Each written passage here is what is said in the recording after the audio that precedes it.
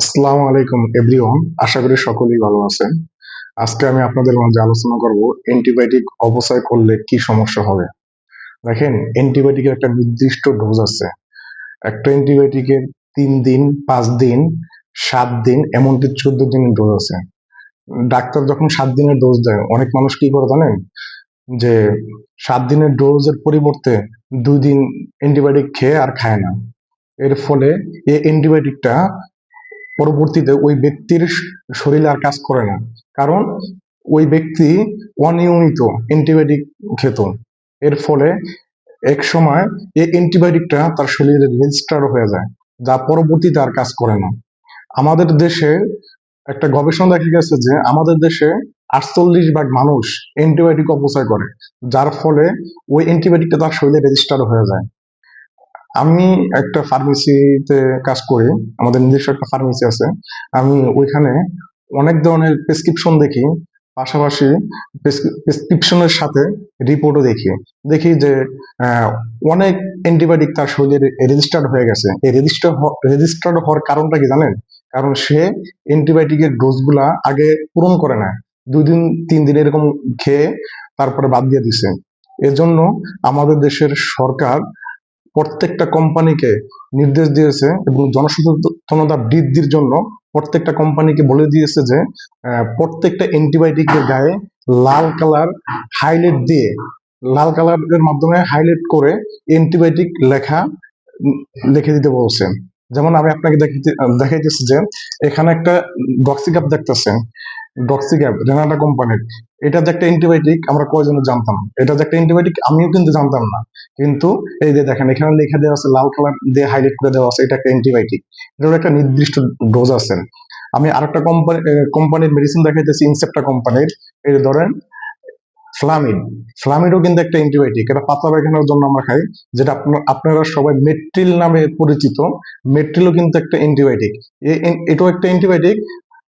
এই অ্যান্টিবায়োটিকের ডোজ যাতে অপচয় না হয়, তাই সরকার এই যে এভাবে লাল কালার দিয়ে হাইলাইট করে লিখে দিতে বলছে প্রত্যেকটা কোম্পানিকে, যাতে দেশের মানুষ অ্যান্টিবায়োটিক সম্পর্কে সচেতন হতে পারে। দেখেন, একটা সময় খুব কাছাকাছি আমি একটা নিউজ দেখছিলাম যে 2050 সালের পরে বাংলাদেশের অধিকাংশ মানুষের বডিতে অ্যান্টিবায়োটিক আর কাজ করবে না। এটার কারণ কি জানেন? এই যে আমরা অ্যান্টিবায়োটিক অপচয় করি এর ফলে। আরেকটা কথা হইলো, অ্যান্টিবায়োটিক খাইলে অনেকেরই মানে শরীর দুর্বলতা লাগতে পারে, বা শরীর চাবায় কামড়াইতে পারে। এটা হইতে পারে, ঠিক আছে, এটা অস্বাভাবিক কিছু না। দেখেন, আপনি যখন একটা পাহাড়ি ওষুধ সেবন করবেন, তখন আপনার পর্যাপ্ত পরিমাণ পানি খেতে হবে। আপনি যদি পর্যাপ্ত পরিমাণ পানি খান, তখন আপনার এই দুর্বলতা এবং অলসতা আসবে না।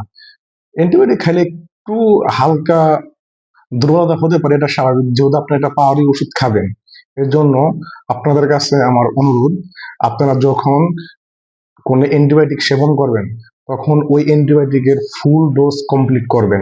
অনেকেই দেখি যে মানে একটা অ্যান্টিবায়োটিক লেখলো 7 দিন, ওইটা 2 দিন খেলো, খাওয়ার পরে কি তার রোগ ভালো হয়ে গেল। তো সে মনে করে কি, রোগ তো যেহেতু ভালো হয়ে গেছে, তাহলে আর অ্যান্টিবায়োটিক খেয়ে লাভ কি? আসলে এই ভুল কখনোই করবেন না। আপনি যদি এই অনিয়মিত ভাবে অ্যান্টিবায়োটিক খান, তাহলে একসময় এই অ্যান্টিবায়োটিকটা আপনার শরীরে রেজিস্টার্ড হয়ে যাবে। তখন আর এই অ্যান্টিবায়োটিক আপনার কাজ করবে না আপনার শরীরে, আপনার বডিতে এই অ্যান্টিবায়োটিকটা পরবর্তীতে আর কাজ করবে না। অ্যান্টিবায়োটিক যেমন আপনি এখন দোকানে প্রত্যেকটা অ্যান্টিবায়োটিকের গায়ে, যেমন জিমেক্সের গায়েও দেখবেন যে লাল কালার দিয়ে হাইলাইট করা আছে, সেফাগ্লাভের গায়ে লেখা আছে অ্যান্টিবায়োটিক। কারণ এই লেখাগুলোর কারণটা কি জানেন? আমরা যে অসচেতন, এই সচেতনতা বৃদ্ধি করার জন্য সরকার প্রত্যেকটা কোম্পানিকে এই অ্যান্টিবায়োটিকের উপরে লাল কালার দিয়ে লিখে দিতে বলছে।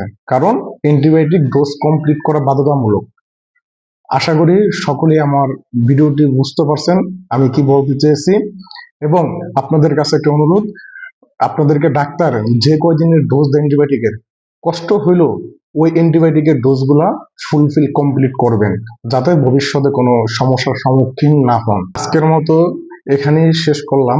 আমার ভিডিওটি যদি ভালো লাগে, তাহলে আমার প্রোফাইলে ফলো দিয়ে রাখবেন এবং নতুন নতুন ভিডিও দেখতে আমার ভোলাইয়া মনো নামে একটা পেজ আছে, ওই পেজটি ফলো রাখবেন। আশা করি সকলেই ভালো থাকবেন। আসসালামু আলাইকুম।